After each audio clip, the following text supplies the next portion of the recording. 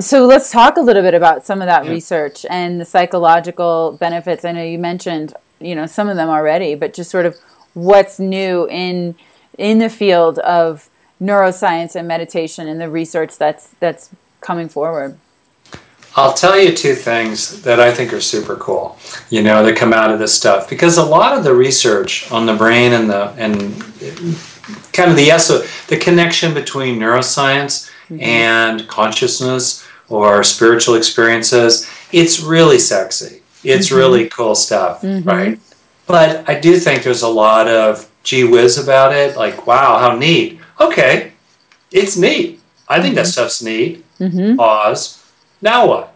So what? Right? How is it actually helpful for me? So I'll tell you two things where there is neuroscience research that has shifted my own practice and I think is actually really helpful. So, and I'll do this kind of in a summary way, and if people want to know more, there's more info about this on my website, etc. So, first example, if you're ruminating or rumbling away in your mind or just fantasizing about stuff or in a worried way trying to solve problems or taking life personally, any one of those things will activate networks pretty much in the midline of your brain.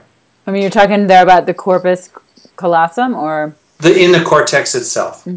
Okay, not the corpus callosum, but it's, as you know, the corpus callosum, is in the midline. But I mean midline cortical networks. So as you know, there are two hemispheres divided at the cortex, and the activation is within an inch of either side of the midline of the brain.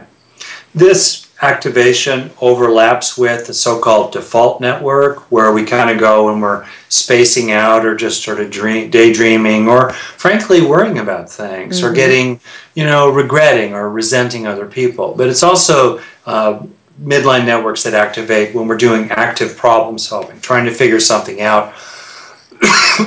Sorry. Typically with a strong sense of self-referential processing, taking life personally. Okay. On the other hand, when we go into open awareness, we just come into the moment. We have a kind of spacious sense of consciousness through which sights and sounds, thoughts and feelings flow.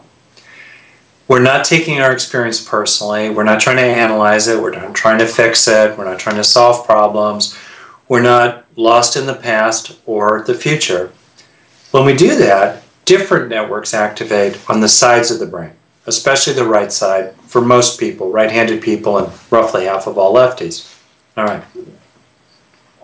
These lateral networks are associated with open, spacious mindfulness. They support meditative practice.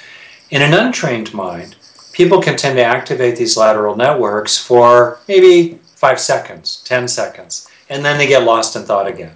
We've all had that experience, breathing, present, shopping list, milk, need more money. Why doesn't my partner make more money? Oh yeah, breath, being here. All right, so how do we strengthen these lateral networks?